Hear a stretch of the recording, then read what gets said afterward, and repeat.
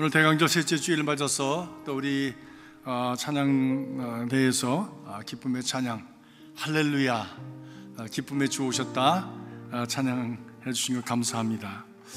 오늘 세 번째 강림 대강절 세 번째 주를 맞아서 우리는 기쁨의 초를 밝히고 그리고 우리 모두에게 무엇보다도 어둠 속에 있는 이들 또 기쁨을 누릴 수 없는 이들에게도 하나님의 기쁨의 그 빛이 비추어지기를 기도하면서 오늘 예배를 시작을 합니다. 우리가 한 인생이 태어나도 잔치를 하고 기뻐합니다. 태어난 날뿐만이 아니라 100일이 지나도 잔치하고 한 해가 지나도 지내하고 그 잔치하고 평생을 우리는 그 생일을 기억하면서 기쁜 날, 즐거운 날, 감사한 날, 축복한 날 우리가 이렇게 축하하고 살아갑니다. 근데 무엇보다도 우리 성탄은 우리 주님께서 태어나신 날이기 때문에 기뻐합니다.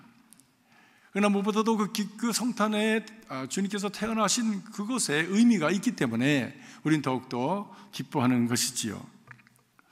우리 모두는 기쁘고 행복한 삶을 살아가기를 원합니다. 어느 누구가 슬프고 그리고 늘 고생하고 그리고 불행한 인생을 살아가기를 원하겠습니까?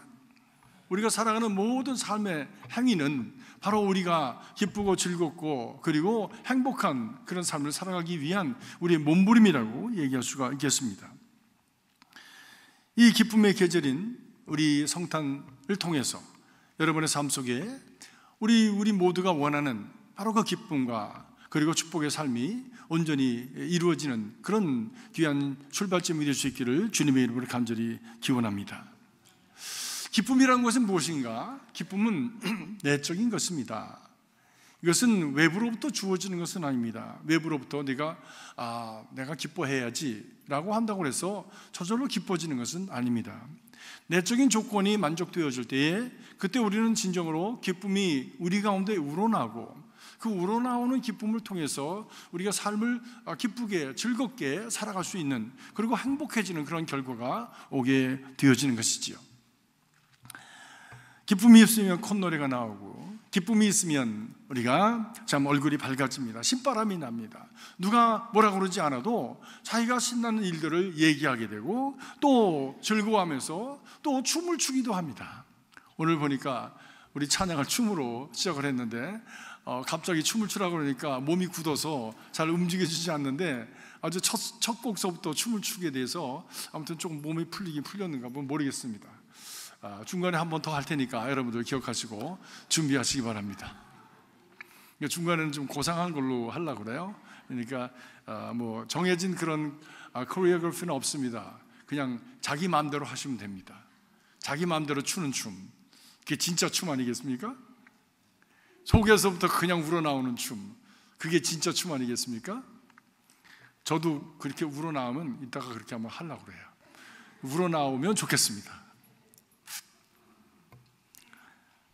삶의 활기가 기쁨을 통해서 넘치게 되어지는 것이죠.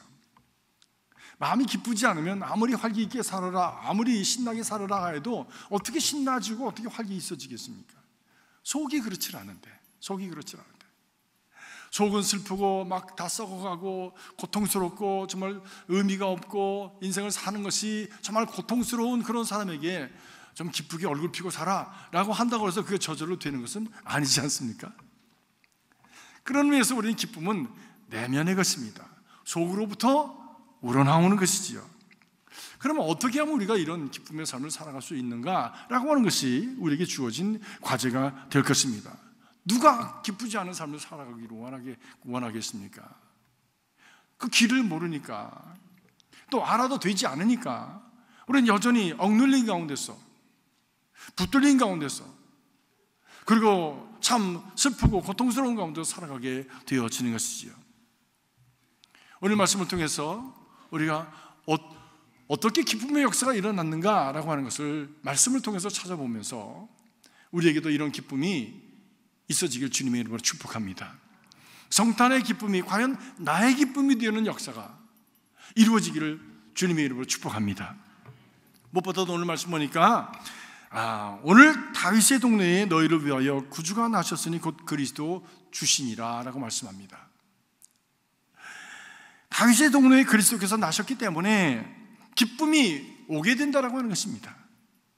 사랑하는 성도 여러분, 여러분의 심령 속에 예수 그리스도가 태어나는 은혜가 있기를 주의 이름으로 축복합니다. 베들레헴처럼 척박한 심령에 그리스도께서 나신 소식이 전파되어지고 선포되어져서 그것이 받아지고 믿어지게 되어질 때에 우리에게 새로운 역사, 기쁨의 역사, 그리고 새 삶의 역사, 미래의 역사, 소망의 역사가 펼쳐지게 되어지는 것이지요.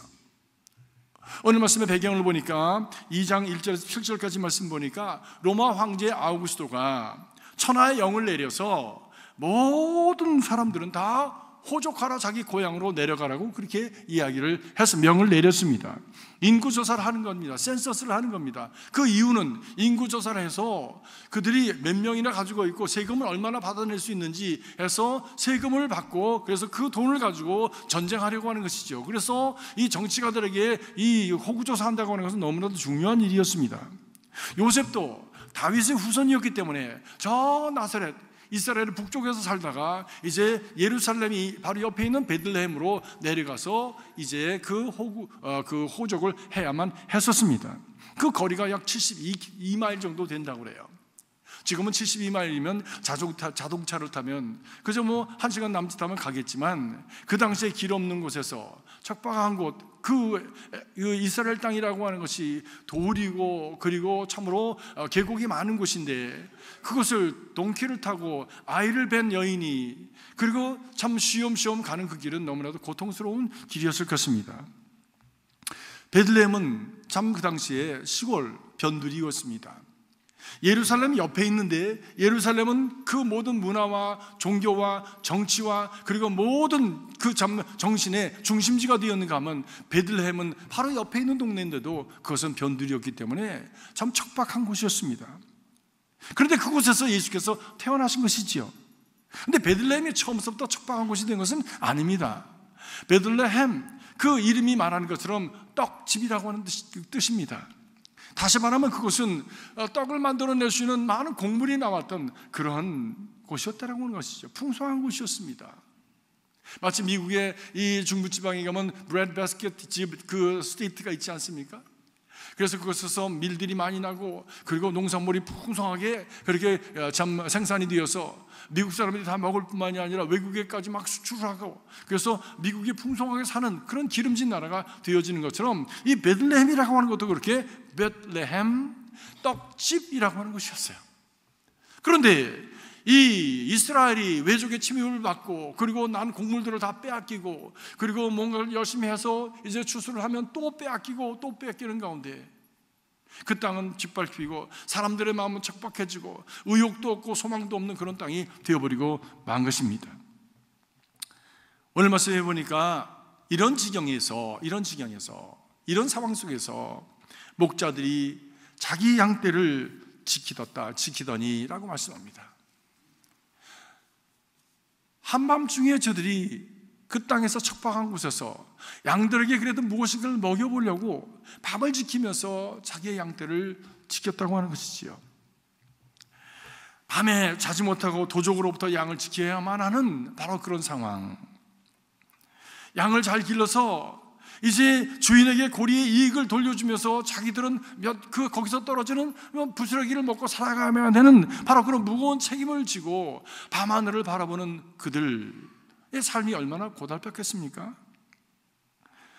고달픈 가운데 밤잠을 자지 못하는 그들에게 기쁨이 있을 리가 없습니다. 여러분의 삶은 어떠십니까? 밤이고 낮이고 자신의 삶을 지켜야만 하는 긴장과 피곤함과 고달픔이 있는 삶은 아닙니까? 원래 베들레헴처럼 떡집과 같이 풍성한 삶을 살아가야 될 그런 존재로 이 땅에 태어났지만, 그럼에도 불구하고 세상이, 그럼에도 불구하고 나 스스로의 욕심이, 그럼에도 불구하고 나의 탐욕이, 그럼에도 불구하고 나의 어떤 실수로 말미암아 그만 곤두박질을 쳐서 그런 모든 생기와 의욕과 소망을 잃어버리고 척박한 모습, 메마른 모습으로 살아가는 것은 아닌가 하는 것입니다. 기쁨을 잃어버리고 한숨과 탄식으로 살아가는 인생은 아닌가 하는 것이에요. 저도 인생이 깊은 수렁에 빠져서 기쁨을 잃어버리고 노래를 잃어버린 때가 있습니다. 그 첫 번째는 병들었을 때입니다. 뭐 감기나 배탈이나 앓고 독감이나 앓는 정도가 아니라 죽을 병에 걸려서 정말 모든 것을 다 잃어버리고 희망을 잃어버리고 죽을지 살지 모르는 그런 참 지경에 처해 있었을 때에 노래가 나오질 않죠. 기쁠 수가 없죠. 몸의 자그마한 변화에도 그냥 예민하게 반응을 하면서 두려워하고 불안해하고, 그리고 나에게 과연 내 생명이 연장이 될 수 있을 것인가 라고 하는 그런 참 위기 속에서 살아가는 그때에 기쁨이 무슨 기쁨이 있겠습니까? 노래가 무슨 노래가 있겠습니까? 기쁨이 사라지고 노래가 사라진 인생, 어두운 인생, 밤과 같은 인생입니다. 두 번째는 미국에 와서 오고 싶어 온 것이 아니라 끌려오다시피 와서 미국에 처음 시작했을 때의 그 삶, 의미를 잊어버리고 목적을 알 수 없고 내가 왜 여기서 이 고생을 해야 되는지를 알지 못하고 쳇바퀴 돌듯이 계속해서 반복해서 살아가는 가운데, 그것도 남이 미국 사람들이 짭을 주째라서 밤일을 해야만 하는 그런 때 힘들었습니다.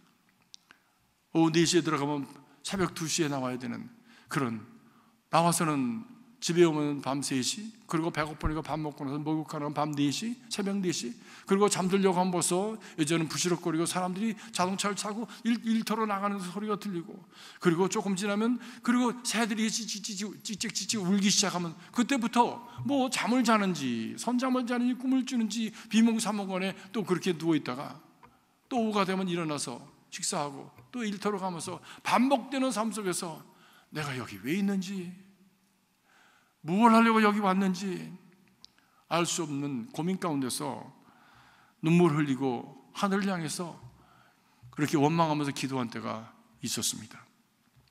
죽고 싶은 밤을 지샐 때가 많았습니다. 잠을 자지 못하고 하나님께 부르짖었습니다. 하나님, 나를 왜 여기 보내셨습니까? 내가 여기 왜 와 있는 것입니까? 하루아침에 왜 내 인생이 이렇게 떨어졌습니까? 어디로 가야 되는 것입니까? 알 수가 없습니다. 거기에 무슨 기쁨이 있겠습니까? 거기에 무슨 노래가 있겠습니까? 이스라엘 백성들이 바벨론에 포로잡혀 가서 저들이 하나님 앞에 찬양하고 기도하였던 그 수금과 그리고 그 모든 것을 버드나무에 걸어놓고, 그리고 저들이 노래하던 찬양하던 그 혀가 입천성에 붙어서 더 이상 입이 열려지지 않고 노래를 부를 수 없는 그런 참담한 가운데 있었던 마음을 이해할 수가 있었습니다. 그런데 그렇게 밤을 새우면서 하늘을 바라보며 하나님 앞에 부르짖는 그 심령을 하나님께서 모른다 하지 아니하시고 어느 날 하나님께서 제게 찾아오셨습니다. 그리고 은혜 주시고 내가 너를 안다, 내가 너의 길을 인도한다 라고 하시면서 위로하시면서 제게 새 소망을 주셨습니다. 그리고 새 길을 열어주셨습니다. 그렇기에 여기까지 왔습니다. 본래 인간은 기뻐하면서 살아가도록 되어져 있습니다. 하나님께서 그렇게 창조하셨어요. 아이들을 보십시오. 엄마 얼굴만 봐도 싱글싱글 벙글벙글 웃음을 웃습니다. 젖을 배부르게 먹고 나면 누가 시키지 않아도 자기 나름대로 그냥 옹알이를 하면서 노래를 부릅니다. 이것이 본래적인 하나님이 창조하신 본래적인 인간의 마음입니다. 기뻐하면서 하나님이 주신 것을 누리며 살아가도록 지으셨는데 그 인생이 망가진 거예요. 그 인생이 참으로 더러워진 거예요. 그 인생이 세상으로부터 던져진 온갖 쓰레기와 그리고 상처로 말미암아 상해져서 기쁨을 잃어버리고 노래를 잃어버린 인생이 되어져 간 것입니다. 우리가 예수께서 우리 가운데 오셔서 우리를 씻어주시고 치유하시고 회복시켜 주시는 그 은혜가 임할 때에, 그래서 본래 하나님이 우리를 창조하신 그 마음을 회복할 수 있을 때에 우리는 기뻐하고 감사하고 하나님의 평화가 무엇인지, 그리고 하나님께서 나를 부르신 그 삶의 목적이 무엇인지, 나는 무엇 때문에 여기 살아가고 있는지에 대한 그 은혜를 회복할 때에 우리 가운데 참 노래가 회복되어지게 되는 것입니다. 사랑하는 성도 여러분, 이러한 노래가, 이런 기쁨이 여러분 가운데 회복될 수 있기를 주님의 이름으로 축복합니다. 그것이 무엇 때문이었는가? 오늘 말씀 보니까 베들레헴에 임하셨던 예수 그리스도, 너에게 태어나신 바로 그리스도 때문에 너에게 기쁨의 소식이 되어진다고 말씀한 그 말씀, 그리스도께서 우리 척박한 심령 속에 태어나야 하시는 것입니다. 사랑하는 성도 여러분, 예수 잘 믿으시기 바랍니다. 겉모양만 차리지 마시기 바랍니다. 흉내만 내지 마시기 바랍니다. 그것에 아무것도 거두지 못합니다. 내 안에 진정한 신앙이 얘기하는 평강, 기쁨, 소망, 이런 것이 내 안에 경험될 수가 없어요. 예수가 태어나셔야 비로소 그것이 가능해지는 것이기 때문입니다. 구원이라고 하는 것이 무엇입니까? 떨어졌던 인생들이 회복되는 것이 구원입니다. 무엇으로 말미암아 회복되는 것입니까?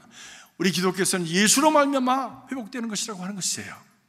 예수가 바로 이 절망과 그리고 참으로 떨어짐과 그리고 슬픔과 그리고 죽음을 바라보면서 소망이 없는 인생을 다시 회복시키셔서 희망과 기쁨과 감사와 그리고 미래를 바라보는 인생으로 바꾸어 주신다고 하는 것이지요.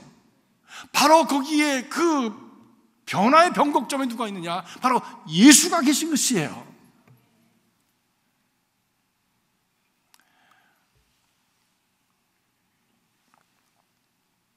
이 집에 저희가 이 나무가 주님의 교회에 오면서 장로님들이 우리 집의 뒷곁에 너무 많이 척박하니까 나무들을 갖다가 심어주셨는데 제가 욕심이 생겼습니다. 나무가 자랐어요. 그래가지고 이제 열매를 맺기 시작해서 대추나무에 대추가 열리고 감나무에 감이 열리고 그리고 오렌지 나무에 오렌지가 열렸는데 너무 맛있어요. 근데 몇 개 열리질 않았어. 아마 새로 열리기 시작해서 그러신 것 같아요. 이제 내년부터 많이 열릴 것 같아요. 왜? 애기 문이 열렸으니까. 욕심이 생겼어요. 야, 이 오렌지 나무하고 그 레몬 나무하고 접을 붙이면 오렌지 나무에서도 오렌지도 한쪽 가지에서 오렌지 열리고 한쪽 가지에서는 레몬이 열린다. 왜? 같은 종류니까, 시트루스 같은 종류니까. 그렇게 생각을 하고 이제 우리 교인 집에 가니까 레몬이 막 이만큼씩 열린 나무들이 있더라고요. 그래서 권사님들한테 그 나무 좀 이렇게 잘라다가 주시면 제가 접을 붙이겠습니다 라고 말씀을 드렸더니 기쁘게 가져오셨어요. 그래서 그걸 가지고 접 붙이는 그런 시도를 했습니다. 첫 번째 했습니다. 실패했어요. 두 번째 했습니다. 실패했어요. 세 번째 했습니다. 실패했어요. 다 실패했어요. 그래서 레몬나무는 영영 오렌지 나무와 접붙임을 받지 못했습니다. 그럼에도 불구하고 오렌지 나무에서는 오렌지가 계속 열렸어요. 이 얘기를 말씀을 왜 드리냐? 기독교의 구원이라고 하는 것은 우리 본래가 죄로 말미암아 어그러진 인생들이 열매를 맺어야 되는 열매를 맺지 못하는데, 그래서 땅에 있는 모든 기운을 다 빨아먹으면서도 결국에는 그 결과가 없고 거두는 것이 없는 척박한 인생이 되었는데, 바로 예수 그리스도의 그 참 감람나무의 가지를 그 돌감람나무에 접을 붙이면 이 참 감람나무에서 큰 열매를 맺으니까 접붙임을 하자 해서 접붙임이 완성된 바로 그 작업이 무엇이냐? 구원이다라고 하는 것입니다. 접붙임이 잘 붙으면 그러면 거기에서 큰 나무가 열리는 거예요. 큰 열매가 맺히는 거예요. 근데 접붙임을 잘 되지 않으면 저처럼 해도 안 되고 노력은 실컷 했는데 접붙임이 되지 않으면 열매가 없는 것입니다. 사랑과 희락과 화평과 인내와 자비와 양성과 온유와 충성과 절제와 같은 그 신앙의 열매, 영적인 열매가 없는 거예요. 사랑하는 성도 여러분, 묻습니다. 크리스마스 때 심각한 마음으로 묻습니다. 여러분 안에 예수로 말미암아 우리의 삶이 힘들고 어렵고 저주받은 것처럼 어렵고 고통스러운 삶임에도 불구하고 예수 때문에 소망을 가질 수 있습니까? 예수 때문에 기쁨을 가질 수 있습니까? 예수 때문에 진정으로 우리가 평강을 가질 수가 있습니까? 그럼에도 불구하고 예수 때문에 우리가 사랑하고자 하는 그 마음이 우리 안에 여전히 있습니까? 이것이 구원받은 사람의 마음 상태입니다. 이것이 구원받은 사람의 마음 상태입니다. 왜냐하면 기쁨이 있으면 기쁨을 누리게 되어지는 것 아닙니까? 기쁨이 있으면 즐거워하게 되는 것이에요. 기쁨은 내면적인 것이지만 즐거워하는 것은 외적인 것이에요. 겉으로 나타나는 거예요. 드러나는 거예요. 이것이 이루어지는 거예요.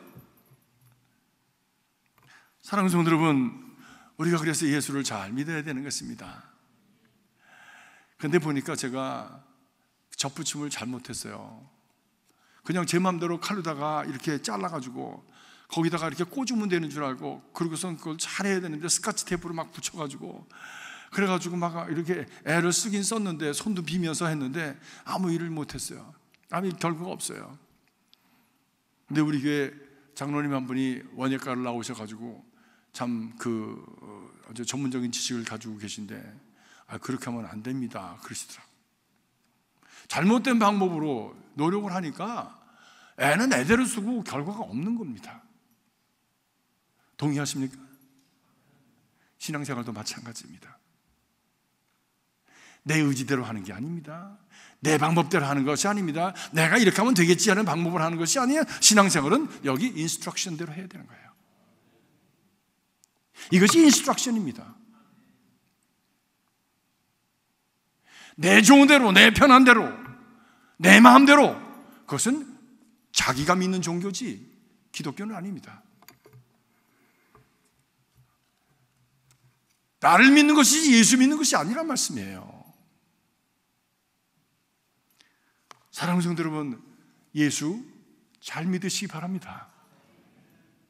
그래야 거기에 상당한 열매가 있는 것입니다. 여러분이 잘 아시는 베토벤이 32살에 가장 슬픈 편지 한 장을 남기는 편지를 썼습니다. 그 편지는 어떤 편지였냐면 유서였습니다. 그분의 유서가 이렇게 시작이 됩니다. 나는 6년 동안 나아질 것이라고 하는 희망 속에 살았다. 그러나 하루하루 절망의 연속이었다. 나는 귀머거리가 되었다. 그래서 잠시 후면 나는 이제 생을 마감하고자 한다. 불행한 인생이요.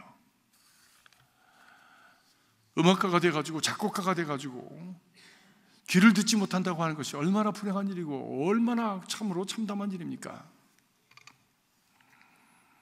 얼마나 절망적이고 답답한 일이겠습니까? 귀머거리 작곡가가 음악가로서보다도 더 불행한, 음악가로서 이보다 더 불행한 일이 어디 있겠습니까? 그래서 그는 눈물로써 하나님 앞에 기도했습니다. 그리고 기도하면서 절절히 계속해서 자기의 글을 써갑니다. 하나님, 이 불우한 인생을 마치기 전에 온전히 기쁜 날을 제게 허락해 주십시오. 단 하루만이라도 기쁨을 만끽할 수 있도록 나에게 은혜를 베풀어 주십시오. 내가 작곡한 이 음악을 단 하루만이라도 깨끗한 귀로 들어볼 수 있도록 내 귀를 열어 주십시오 라고 기도했어요.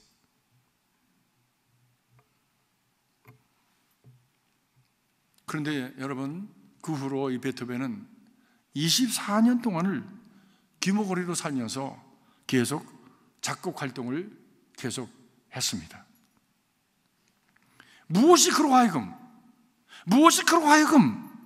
이 마지막 절망에서 벗어나서 고난 속에서도 이 작곡가의 삶을 계속할 수 있도록 한 것일까? 아니, 그것보다도 그전 어느 때보다도 더 깊고 더 웅장하고 더 장엄한 음악을 만들어낼 수 있게 한 것일까? 여러분들이 다 그 베토벤의 교향곡 4번 운명을 다 들어보셨다고 하는 가정에서 말씀을 드립니다. 여러분, 운명 다 들어보셨죠? 딴딴딴딴 딴딴딴딴 들려주셨으면 좋겠는데, 딴딴딴딴 하면서 계속 진행이 됩니다. 곡은 계속해서 변조도 하고 또 스케치로 나가고 마지막을 정리해 나가면서도 거기에 운명이 문을 두드리는 소리가 계속 딴딴딴딴 계속 주제같이 들립니다. 그것은 자기에게 다가왔던 그 엄청난 운명, 질곡, 죽음, 절망, 그것이 자기의 운명으로 다가왔었다고 하는 것을 표현한 것입니다. 그런데 그 인생의 마지막에 지은 교향곡이 있어요. 그것은 바로 제 9번입니다. 9번의 교향곡, 놀라운 작품입니다. 이는 실러라고 하는 사람이 쓴 기쁨의 송시라고 하는 시를 중심으로 해서 그가 작곡을 했는데, 그가 절망해서 하나님 은혜로 변화되어서 회복되어진 자기의 삶의 기쁨, 감격을 노래했어요. 그것이 오늘 우리 처음에 불렀던 임예송입니다.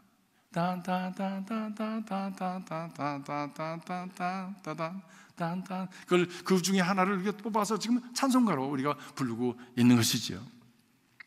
이 교향과 구본이 맞춰졌을 때 수많은 사람들이 기립박수를 하고 환호성을 지르고, 그리고 참으로 그냥 일어나서 막 사람들이 기뻐서 날뛰었습니다. 그런데 베토벤 자신은 듣지 못한 거예요.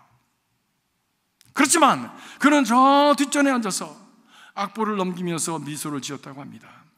환호성은 들리지 않았고 자기가 지은 그 곡을 자기 귀로 듣지 못했지만은 그 마음에 들려졌던 그 곡, 그 멜로디를 자기가 속에서 듣고 있었던 것이죠. 그 마음에 들려지는 멜로디를 들으면서 악보를 그가 넘기면서 미소를 지었다고 합니다. 그가 그 곡을 마음에 들으면서 그 마음에 들린 곡을 그 악보지에 옮겨 적고 악보를 넘기는 마음에 들리는 그 기쁨, 감격, 감사, 그리고 마음으로 불러드리는 그 찬양을 하나님께 올려드렸던 것입니다. 그 절망 속에서 그에게 찾아오신 하나님으로 은혜로 말미암아 회복된 자기의 마음, 그 기쁨을 그가 그렇게 표현하고 그 기쁨을 누렸던 것이죠. 그래서 그는 그렇게 마지막을 행복하게 마무리합니다. 사랑하는 성도 여러분, 여러분의 삶이 행복한 삶으로 마무리될 수 있게 주여 여러분을 축복합니다. 나도 몰라가 아니라 하나님의 은혜 가운데 예수 그리스도로 말미암아 내게 태어나신 그리스도로 말미암아 그로 말미암아 주신 하나님의 은혜로 말미암아 구원을 경험하고, 그리고 회복되어지고 치유되어지고, 그리고 내 삶이 하나님의 은혜 가운데서 베들레헴 떡집과 같은 풍성한 삶으로 살아가는 저와 여러분이 되시기를 주님의 이름으로 축복하는 것입니다. 그런데 이런 기쁨은 내가 만들어내는 것이 아니잖아요. 이런 기쁨은 하늘로부터 주어진 것입니다.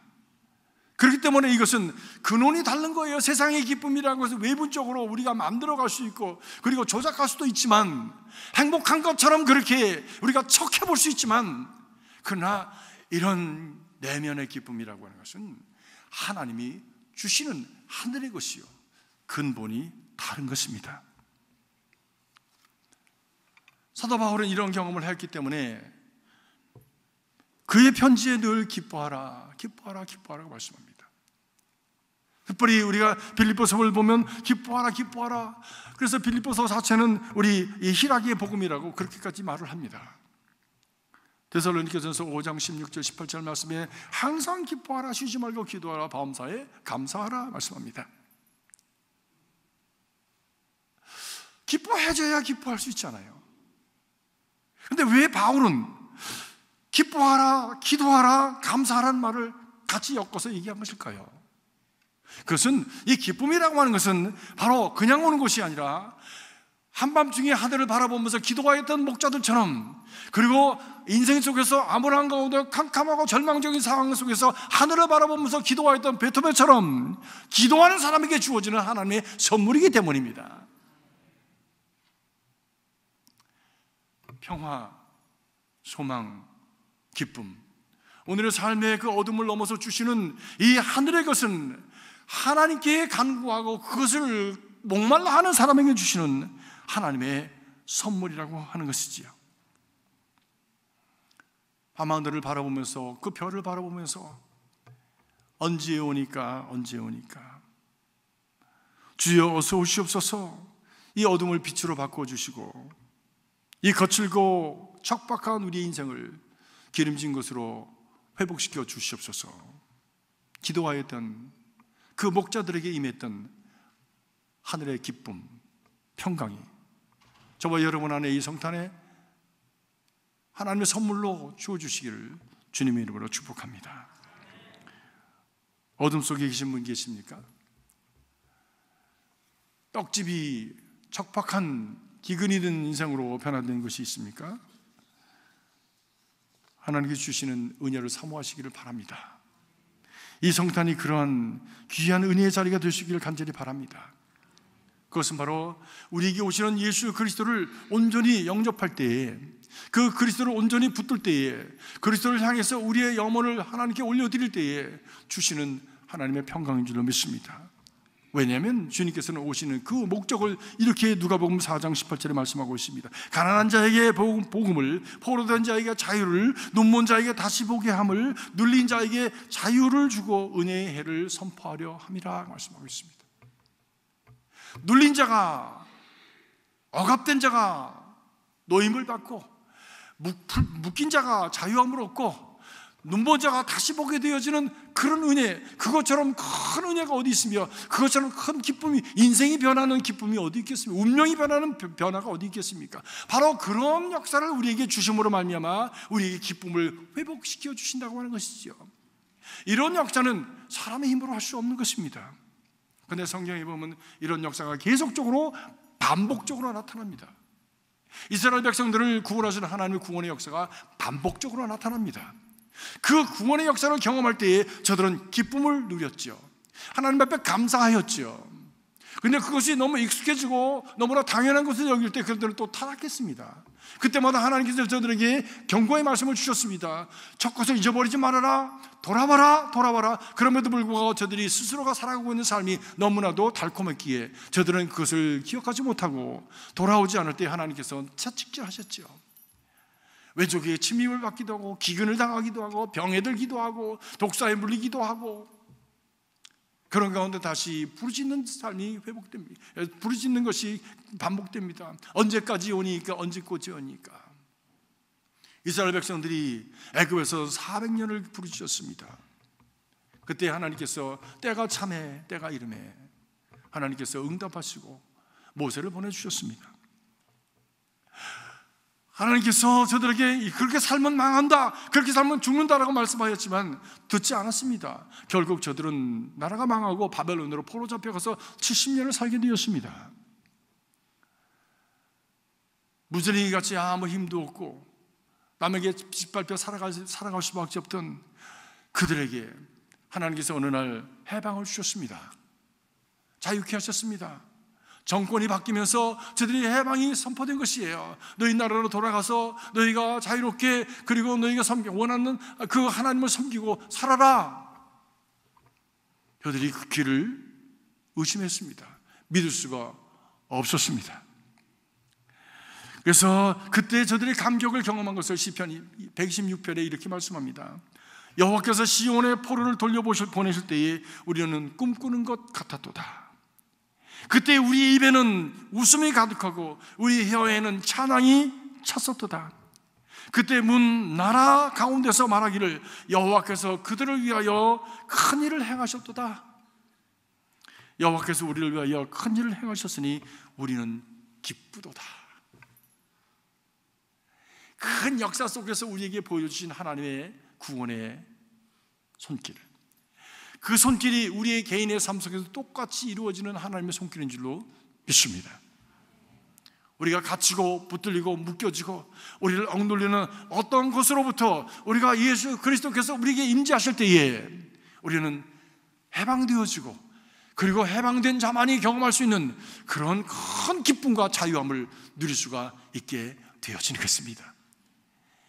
이 성탄이 바로 그런 감격을 누리는 축복된 자리가 될 수 있기를 주님의 이름으로 간절히 축복합니다.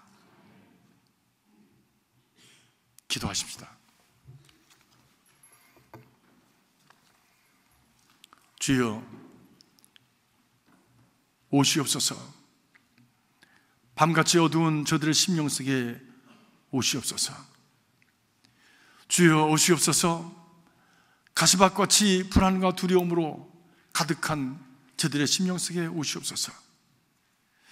주여, 오시옵소서. 모래밭같이 사막과 같이 어디로 가야 될지 알 수 없는 방황하는 심령 속에 오시옵소서. 주여, 오시옵소서. 희망을 잃어버리고 좌절감 속에서 무덤으로 들어가는 심령과 같은 저들의 심령 속에 밤하늘에 뜬 큰 별처럼 저들에게 오시옵소서.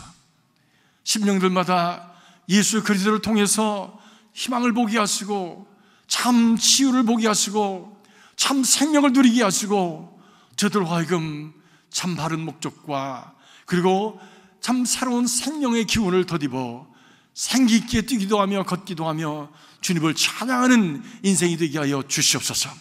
하나님께 큰 영광이 되는 복된 인생들이 되게 하여 주시옵소서.